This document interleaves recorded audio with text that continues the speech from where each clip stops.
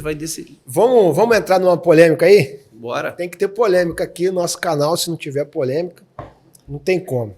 A gente teve um caso de grande repercussão na mídia, né? E a grande mídia mostrou a versão dela, tá? Eu fiz vários vídeos aqui tentando mostrar a versão, né, do acusado ou vítima. A gente ainda não tem como definir isso, tá? É a questão do Gabriel Monteiro, tá?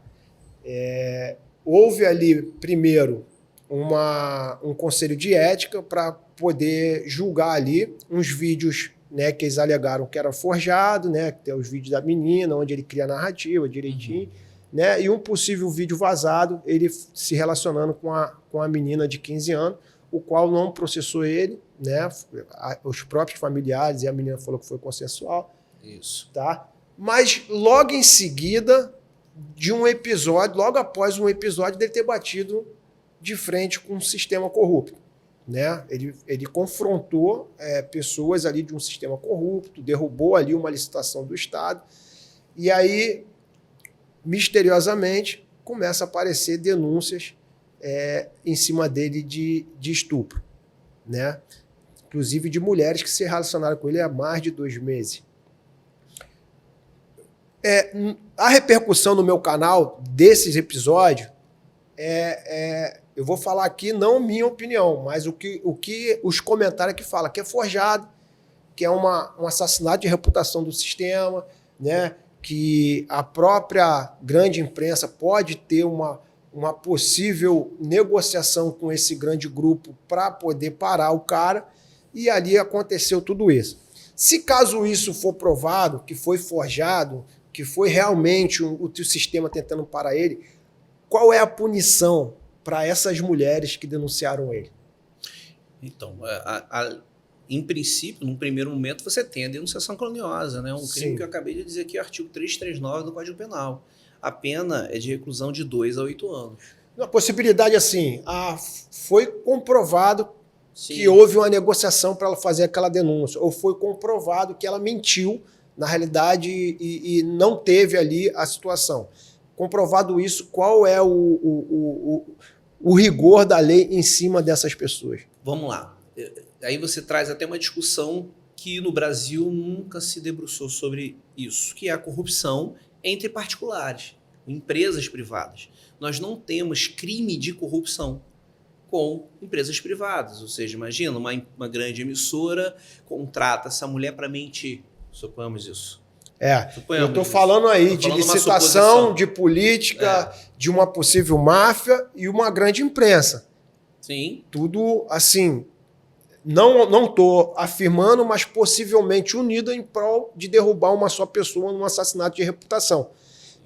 Eu falo assim porque a gente não tem como provar nada. Se provar que o Gabriel errou, eu quero que ele pague pelos herdeiros. Tese, né? De possibilidade, baseado em tudo que as pessoas comentam no meu canal. Não é o que eu vi fora, não. Pessoas comentam todos os dias no meu vídeo, foi forjado, foi isso, foi aquilo.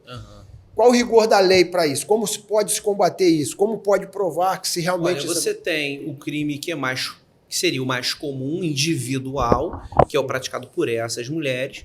Essas pessoas que contratam as mulheres, pagam, enfim, influenciam, instigam, induzem essas mulheres a mentir em prol de um benefício maior, de um benefício escuso, elas são partícipes nessas denunciações caluniosas.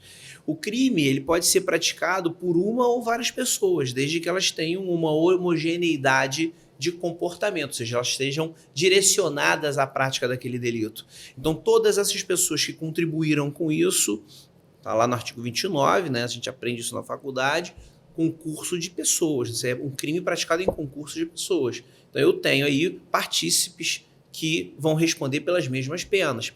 Fora isso, se nós temos, digamos, fazendo aí uma teoria da conspiração, Sim. Se nós temos um grupo organizado para fraudar licitações e um outro grupo que combate o denunciante, levanta-se suspeita de que essas licitações, quando elas são quebradas, elas estão atrapalhando outras pessoas, outros interesses. E essas pessoas que estão atacando o interlocutor porque denunciou, evidentemente, elas passam a ser suspeitas por essa organização criminosa. Então, Sim. poderiam ser investigadas por organização criminosa, juntamente com as primeiras que foram denunciadas.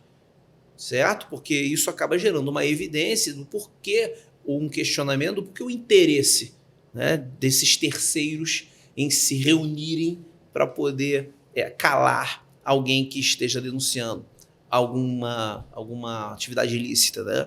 Que deveriam ser os primeiros a concordar, se for o caso, Sim. de que aquilo é errado, então aquilo tem que ser combatido.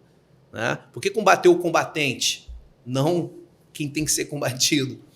E isso levantaria suspeitas. Então, quem em tese estivesse investigando esse grupo precisa ampliar esse leque de investigação. O delegado, na hora da investigação, ele cogita essa hipótese? No... Cogita, sim. É plenamente possível você cogitar essa hipótese. É a mesma coisa que, por exemplo, estou investigando um traficante, esse cara já vai pensar, pô, esse cara bota esse dinheiro aonde? Você tem que pensar, né? O cara tá ganhando dinheiro. Aí tu olha no bens imóveis, não tem nenhum no nome dele. Carro, não tem nenhum no nome dele. Porra. Desculpa. Então, isso está indo para algum lugar. A investigação, ela é, no fundo, uma análise de inteligência sobre as consequências dos atos criminosos. Então, quando você pratica um comportamento que é incoerente com a atividade criminosa, você não faz coerência o cara ter tanto dinheiro e não ter nada no nome dele. Então, o que está acontecendo? Está fazendo lavagem de dinheiro. Então, vamos investigar quem? Os parentes. Entendi. Aí você começa a ampliar. Pessoas ligadas. Aí você vai ver o quê? Isso já aconteceu. Fulano com 3 carros, o outro com um caminhão, o outro com uma empresa. Empresa de quê? Ah, pô, empresa... Trabalha de quê? De cabeleireiro. É. Porra, aí tu vai pro cabeleireiro, pô, tem como você controlar quantos cortes de cabelo você pratica naquele dia? Não tem. Só por número não tem. Se exagerar, obviamente, que dá na pinta. Mas se ficar num ritmo, né, paulatino ali, não faz uma análise de mercado, quanto é que tu tira?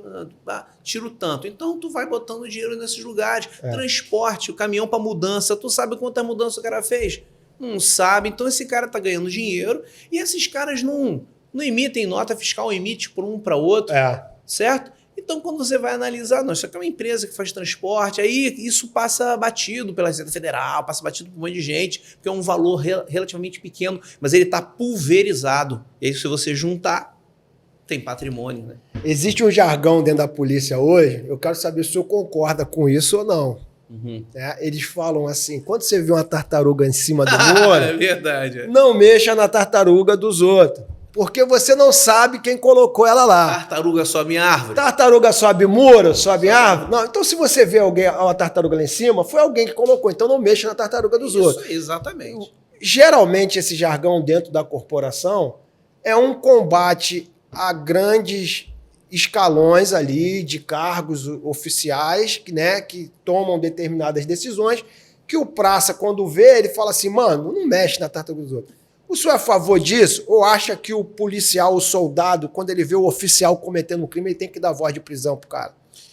Olha, isso é um mundo ideal, né? O mundo ideal é um sonho, né? Isso é um sonho, porque... poder ele tem e não tem nada que o impeça de fazer isso.